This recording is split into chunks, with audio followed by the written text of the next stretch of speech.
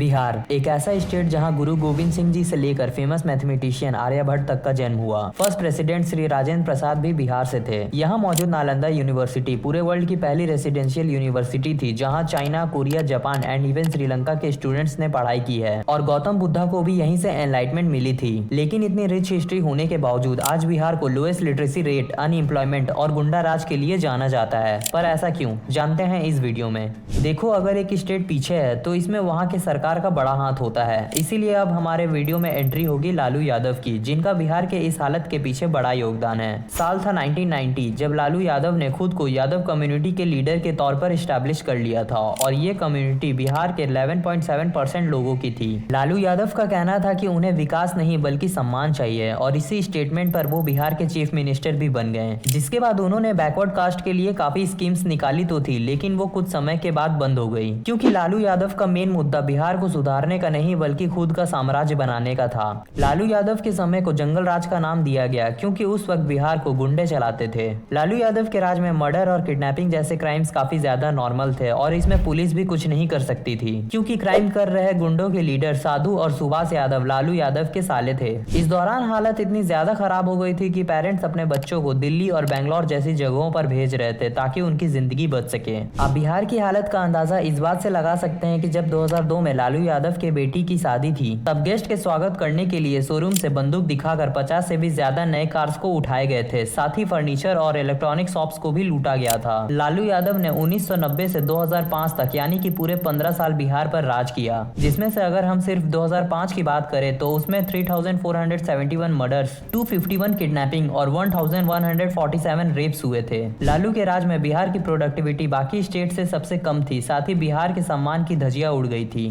साल 2005 में नीतीश कुमार के आने के बाद क्राइम्स तो काफी हद तक कंट्रोल हो गई, लेकिन फाइनेंशियली बिहार अब तक स्ट्रगल कर रहा था और ये इसीलिए क्योंकि बिहार में बिजनेसमैन अपनी इंडस्ट्री बनाना ही नहीं चाहते थे। 1952 में जब बिहार और झारखंड एक थे, तब बिहार के पास कॉपर, आयरन और बॉक्साइट और कोल जैसी काफी सारी रिसोर्सेज मौजूद थी, जिस वजह से बिजनेसमैन भी अपने प्लांट्स और फैक्ट्रीज को बिहार के ही आसपास बनाना चाहते थे।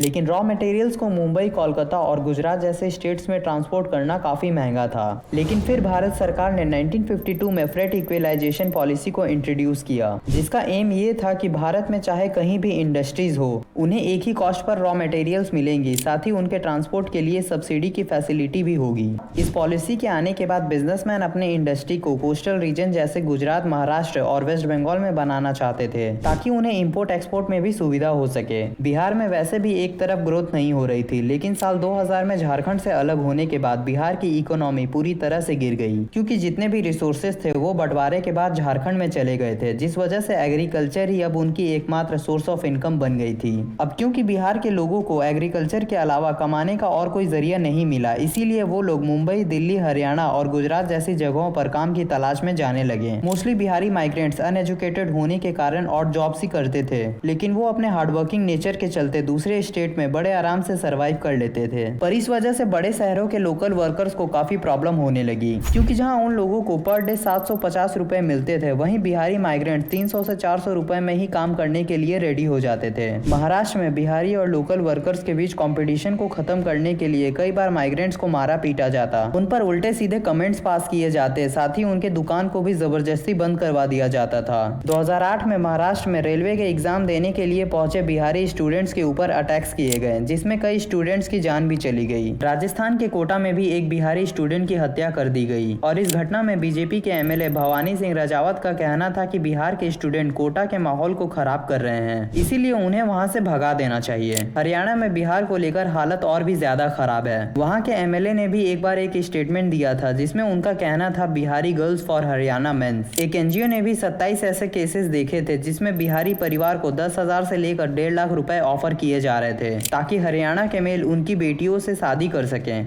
भारत में हर एक राज्य का अपना एक स्टीरियोटाइप बना हुआ है। फॉर एग्जांपल, हर गुजराती आदमी बिजनेसमैन होता है। चेन्नई में लोग सुबह शाम सिर्फ इडली डोसा ही खाते हैं और पंजाबीज अक्सर सरसों की खेत में बल्ले बल्ले करते हैं। लेकिन बिहार का नाम सुनते ही लोगों के दिमाग में अनएजुकेटेड, अनहाइजेनिक, अनडेवलप्ड और अनकल्चर्ड स्टेट आता है। दिल्ली में तो बिहारीज अपने आइडेंटिटी को छुपाते हैं, क्योंकि वहाँ बिहारी शब्द एक गाली के तौर पर इस्तेमाल किया जाता है। दूसरे राज्य में एक बिहारी 100 बीमारी बोल बोलकर सरकार तो वोट ले लेती है, लेकिन ऐसे स्टेटमेंट के बाद उस पर्टिकुलर जगह पर रह रहे बिहारी शख्स को काफी प्रॉब्लम होती है, क्योंकि सबको यही लगता है कि अगर कोई क्राइम हो रही है तो उसके पीछे एक बिहारी का ही हाथ है। बिहार के ऐसे परसेप्शन के पीछे सरकार के साथ भोजपुरी फिल्म इंडस्ट्री भी जिम्मेदार है। जहां पहले की भोजपुरी फिल्मों में गांव के लोगों के प्रॉब्लम्स और सोशल इश्यूज के बारे में बताया जाता था, वहीं आज भोजपुरी इंडस्ट्री की हालत ऐसी है कि अधिकतर फिल्मों में डबल मीनिंग वाले जोक्स और अश्लीलता दिखाई जाती है। एक तरफ दुनिया सीजीआई और वीएफएक्स की बात कर रही है, वहीं भोजपुरी इंडस्ट्री में रिमोट से लहंगा उठाया जा रहा है, और ये एकमात्र ऐसी इंडस्ट्री है जहां आपको हर एक कलर पर गाना मिल जाएगा। एक वक्त पर लोग साउथ इंडियन मूवीज का भी मजाक बनाते थे, लेकिन समय के साथ उन्होंने अपने कंटेंट को इस कदर बदला कि आज उनकी मूवीज वर्ल्ड फेमस होती हैं। साथ ही वो फिल्मों के जरिए अपने कल्चर को दिखाने में भी पीछे नहीं हटते। लेकिन भोजपुरी इंडस्ट्री आज भी पूरे तरीके से साड़ी और लहंगे पर ही टिकी हुई है।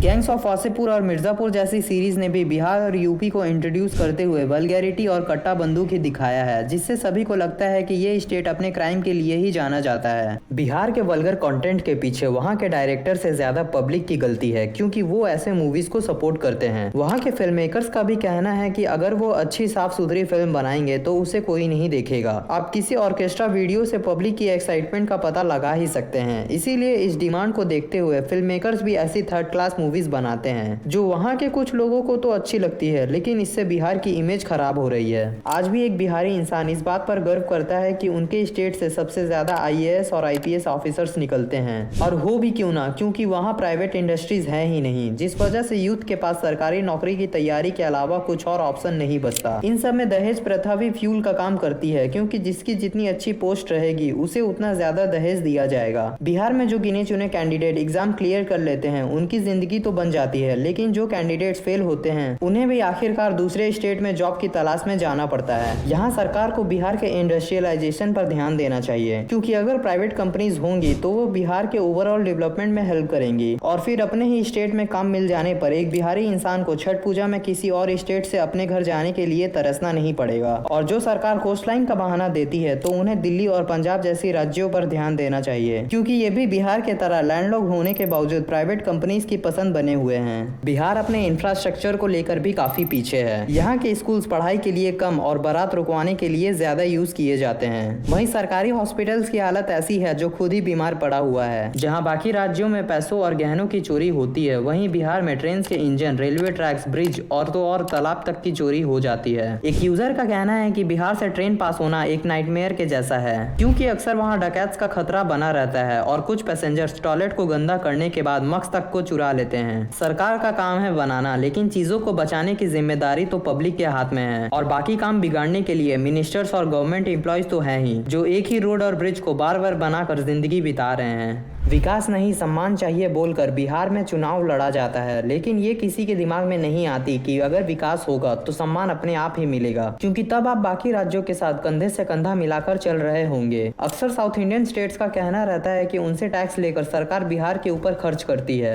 लेकिन फिर भी बिहार में डेवलपमेंट का नामो निशान नहीं है, और ये इसीलिए क्योंकि आज भी वहाँ जातिवाद और मुफ्त अनाज के ऊपर वोट लिया जाता है। और इन सब में पब्लिक की गलती है, जो डेवलपमेंट की मांग ना करते हुए सिर्फ जाति और धर्म के नाम पर वोट देती है। अंत में मैं सिर्फ इतना कहना चाहूंगा कि अगर बिहार के लोगों को डेवलपमेंट चाहिए तो उन्हें जाति धर्म वाले माइंडसेट को चेंज करके डेवलपमेंट की मांग करनी होगी, वरना ये अनपढ़ मिनिस्टर ऐसे ही मुद्दों पर वोट मांगते रहेंगे। खैर, इस वीडियो में बस इतना ही। वीडियो अच्छी लगी हो तो कमेंट करना, और बुरी लगी हो तो फिर भी कमेंट करना, शर्माना मत। साथ ही चैनल पर नए हो तो सब्सक्राइब जरूर कर लेना। मिलते हैं अगली वीडियो में, तब तक के लिए धन्यवाद, शुक्रिया, बाय बाय।